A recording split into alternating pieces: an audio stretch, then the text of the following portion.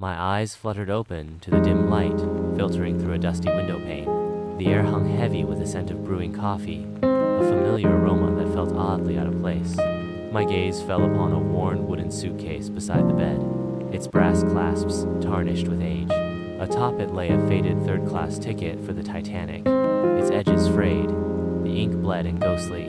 My hands, rough and calloused, instinctively reached for the worn leather of my waistcoat, a heavy pocket watch, its face showing 6:00 a.m., felt cool against my palm. The ticking was a steady beat against the quiet hum of the morning. I sat up, the coarse cotton sheets rustling against my skin. My clothes, simple and patched, lay folded neatly at the foot of the bed. A small, faded portrait of a family, their smiles strained but hopeful, hung crookedly on the wall. The sepia tones of the photograph seemed to mirror the muted light flooding the room.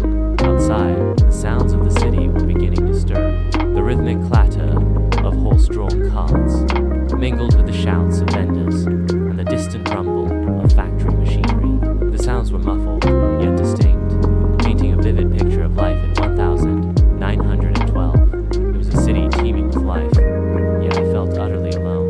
The coffee aroma intensified, pulling me from my reverie. I swung my legs over the side of the bed, the worn wooden floorboards cold beneath my feet. A low groan escaped my lips as I stood, my joints protesting the sudden movement. This humble room, this worn furniture, this faded photograph, they whispered a story I desperately needed to understand. The Titanic ticket, a tangible link to a past I couldn't recall, burned in my mind, a brand on my soul.